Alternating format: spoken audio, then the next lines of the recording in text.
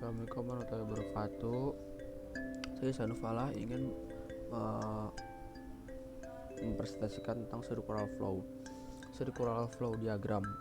Sebelum membahas apa itu circular flow diagram, ada beberapa hal yang harus kamu pahami terlebih dahulu, yaitu mengenai pengelompokan pasar. Pasar akan dibagi menjadi dua, yaitu pasar barang dan jasa dan pasar faktor produksi yang terdiri atas pasar tenaga kerja dan pasar uang atau modal.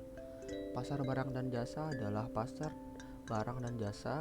pertemuan antara permintaan dan penawaran akan barang dan jasa untuk perekonomian tertutup tanpa ada campur tangan masyarakat luar negeri. Permintaan akan berasal dari sektor rumah tangga, konsumsi, dan pemerintah. Umumnya merupakan permintaan akan barang dan jasa pada tahap akhirnya. Penawaran barang dan jasa akan berasal dari sektor perusahaan. Di masa perekonomian yang modern ini yang memiliki spesialis tersendiri, tidak semuanya perusahaan produksi sendiri bahan baku yang dipakai untuk memproduksi barang dan jasa.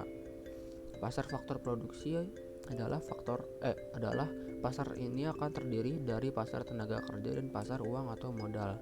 Pasar tenaga kerja adalah sebuah interaksi antara permintaan dan penawaran tenaga kerja dalam perekonomian tertutup. Penawaran tenaga kerja dan berasal dari rumah tangga konsumsi, sedangkan permintaan tenaga berasal dari perusahaan dan pemerintah. Sedangkan dalam perekonomian terbuka, permintaan dan penawaran tenaga kerja bisa berasal dari negara lain. Pasar uang atau modal adalah sebuah interaksi antara permintaan dan penawaran uang.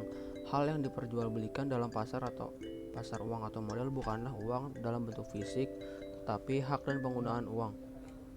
Penawaran yang berasal dari pihak-pihak yang bersedia menunda penggunaan uangnya baik dalam jangka pendek maupun jangka panjang dan menyerahkan hak guna uang tersebut kepada pihak lainnya.